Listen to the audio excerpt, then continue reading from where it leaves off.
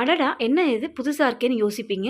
ஆமாம் ஃப்ரெண்ட்ஸ், இன்றைக்கி நம்ம ஒரு புது விதமான சைட் டிஷ் ரெசிபி தான் பார்க்க போகிறோம். இட்லி, தோசை, சப்பாத்தி, ரொட்டிக்கு ரொம்பவே சூப்பராக இருக்கும். அதை எப்படி செய்யுதுன்னு பார்க்கலாம் வாங்க.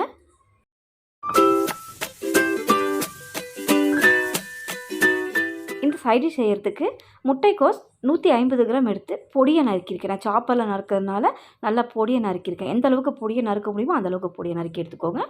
அடுத்து 2 பெரிய சைஸ் உருளைக்கிழங்கு, அதாவது 150 கிராம் இருக்கும்.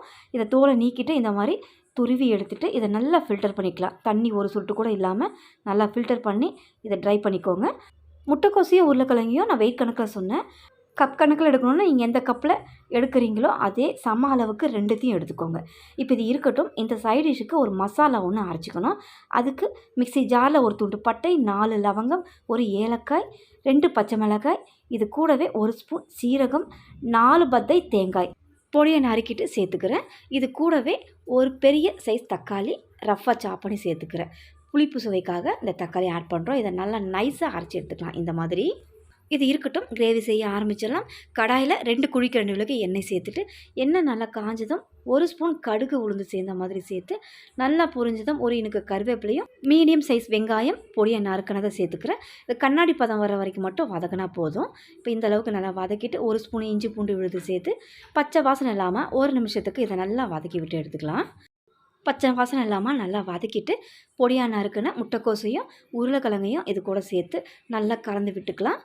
இந்த வெங்காய வதக்கலோட இந்த முட்டைக்கோசையும் உருளைக்கிழங்கையும் நல்லா மிக்ஸ் பண்ணி விடுங்க. ராஸ்மல் இல்லாமல் நல்லா இதை வதக்கி விட்டுக்கணும். இப்போ இதை நல்லா வதங்கி வேக வைக்கிறதுக்காக கொஞ்சமாக இந்த கிரேவிக்கு தேவையான உப்பை சேர்த்துக்கிறேன். சேர்த்துட்டு தண்ணி எதுவும் சேர்க்க வேண்டாம். இந்த முட்டைக்கோசில் இருக்கிற தண்ணி நல்லா கசிஞ்சு வரும். அந்த தண்ணியிலேயே இந்த முட்டைக்கோசையும் உருளைக்கிழங்கையும் நல்லா வேக விட்டுக்கலாம்.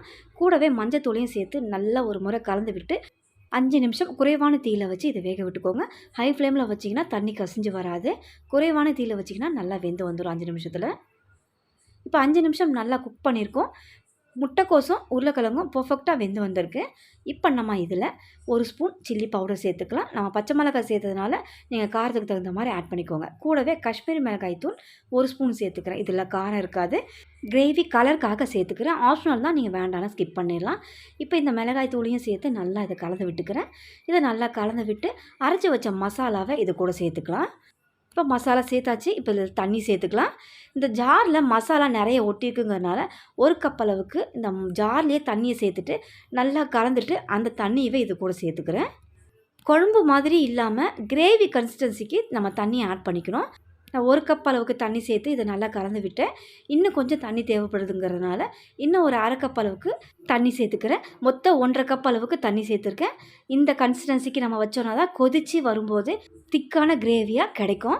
இப்போ எல்லாத்தையும் நல்லா கலந்து விட்டாச்சு. 5 நிமிஷம் மிதமான தீயில் வச்சு வேக விட்டுக்கலாம். 5 நிமிஷம் கொதிக்க விட்டதில் நல்ல ஒரு திக்கான கிரேவியில் வந்திருக்கு. சப்பாத்தி, ரொட்டி, இட்லி, தோசைக்கு எடுத்து சாப்பிட்ற கன்சிஸ்டன்சிக்கு இருக்கும். நம்ம சேர்த்த மசாலா வாசனை தூக்குது. இதில் கடைசியாக கொத்தமல்லியை சேர்த்துருங்க. பர்ஃபெக்டான கிரேவி ரெடி. இந்த வீடியோ உங்களுக்கு ரொம்பவே யூஸ்ஃபுல்லாக இருக்கும்னு நினைக்கிறேன். இந்த வீடியோ பிடிச்சிருந்தால் என்னோடய சேனலை சப்ஸ்கிரைப் பண்ணுங்கள். ரொம்ப பிடிச்சிருந்தால் லைக், ஷேர் பண்ணுங்கள். தேங்க்ஸ் ஃபார் வாட்சிங்.